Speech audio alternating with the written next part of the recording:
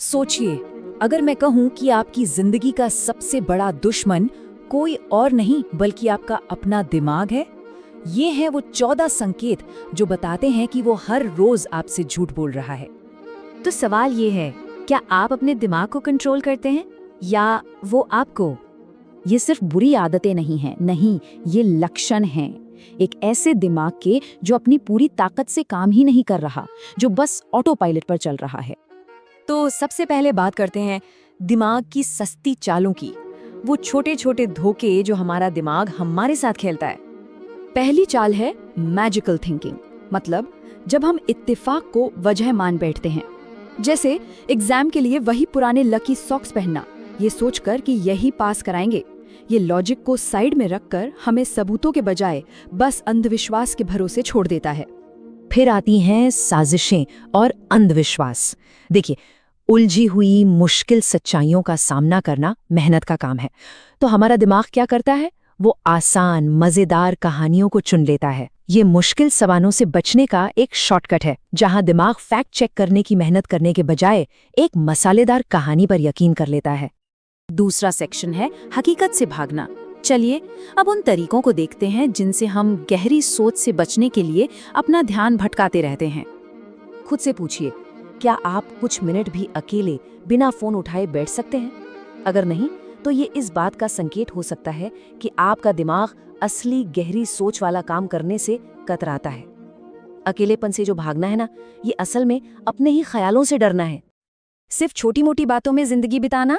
सोचिए, क्या आपकी ज्यादातर बातचीत मौसम, ट्रैफिक या इधर उधर की बातों पर ही खत्म हो जाती है? ये असल में गहरी मतलब की बातों से बचने का एक तरीका है। ये दिखाता है कि शायद सीखने की जिज्ञासा कम है और बातचीत बस खामोशी भरने का एक जरिया बन गई है।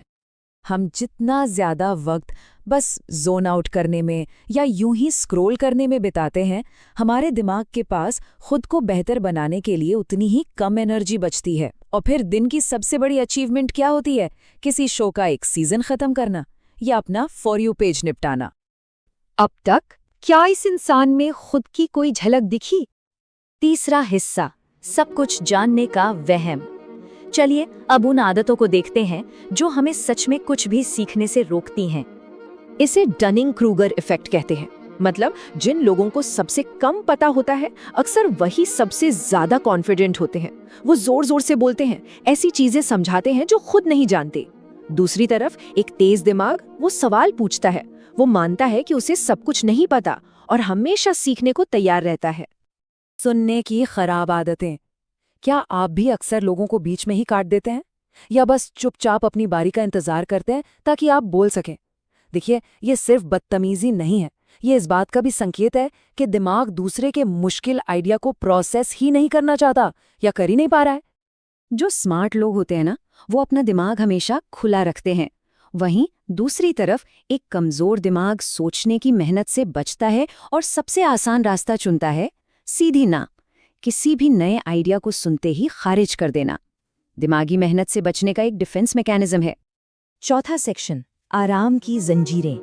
यहाँ बात होगी दिमागी जिद की और ये कि कैसे जानी पहचानी चीजों से चिपके रहना हमारी ग्रोथ को रोक देता है। रिजिड थिंकिंग यानी कठोर सोच। नए तरीकों, टेक्नोलॉजी या विचारों को सिर्फ इसीलिए मना कर देना क्योंकि वो नए हैं, अलग हैं। ये एक ऐसा दिमाग है जो बदलते हालातों के साथ खुद को बदल नहीं पाता। वो पुरानी रूटीन और विश्वासों को पत्थर की लकीर मानकर चलता है, भले ही वो अब किसी काम के ना हो। इंस्ट्रक्शंस आपको रास्ता दिखाने के लिए होते हैं, आपके दिमाग की जगह लेने के लिए नहीं। किताब में जो लिखा है उसे आंख बंद करके फॉलो करना, भले ही वो रास्ता आपको खाई की तरफ ले जा रहा हो। ये डिसिप्लिन नहीं, क्रिटिकल थिंकिंग की कमी है। ट्रेंड्स को आंख बंद करके फॉलो करना, सोशल मीडिया पर जो चल रहा है वही स्टाइल, वही हॉबी, वही पर्सनैलिटी अपना लेना, बिना एक बार भी खुद से पूछे क्या ये मुझे सच में पसंद है या मैं सिर्फ नकल कर रहा हूँ, इसे भेड़ चाल कहते हैं। जहाँ भीड़ के पीछे चलना अपनी खुद की पहचान बनाने की मेहनत से बचने का सबसे आसान तरीका लगता है। और अब पांचवां और आखिरी हिस्सा, ऑटो पायलट का इंजन। ये वो आदतें हैं जो एक ऐसी जिंदगी को ताकत देती हैं जो बस चल रही है लेकिन कहीं पहुंच नहीं रही। एक रात जब नींद पूरी ना हो तो आपका दिमाग लगभग उतना ही खराब काम करता है जितना नशे में। ये कोई होशियारी नहीं है, ये सेल्फ सैबोटाज है, खुद को बर्बाद करना। नींद की कमी आपकी याददाश्त, आपके ध्यान और सही फैसले लेने की ताकत पर सीधा हमला है। इंस्टेंट ग्रेटिफिकेशन, यानी हर चीज का फायदा तुरंत चाहिए। लंबे समय के बड़े लक्ष्यों के बजाय छोटे छोटे फौरन मिलने वाले रिवॉर्ड्स चुनना, ये एक बेहतर भविष्य के लिए आज के सुख को टालने में नाकामी है और ये दूर की न सोच पाने की निशानी है। ठहरा हुआ स्किल, मान लीजिए कोई एक वीडियो गेम है जिस पर सैकड़ों घंटे लगा दिए, लेकिन गेम में कोई सुधार नहीं हुआ। बार बार वही गलतियां करना और उनसे कभी कुछ न सीखना। ये दिखाता है कि सिर्फ हिस्सा लेना और एक्टिव होकर सीखने में कितना बड़ा फर्क है। तो ये है ऑटो पायलट पर जीने का पूरा ब्लूप्रिंट। स्टेप 1, हर चीज फौरन चाहो। स्टेप 2, नए आइडियाज को नकाल दो। स्टेप 3, भेड़ चाल चलो। स्टेप 4, हकीकत से भागो। और फाइनल डेस्टिनेशन स्टेप 5, पछतावा। लेकिन एक मिनट, ये सिर्फ संकेत नहीं हैं, ये चॉइस हैं, ये आपके फैसले हैं। और एक ऐसा दिमाग बनाने के लिए जो हर बार ग्रोथ को चुनता है आगे, ये देखिए।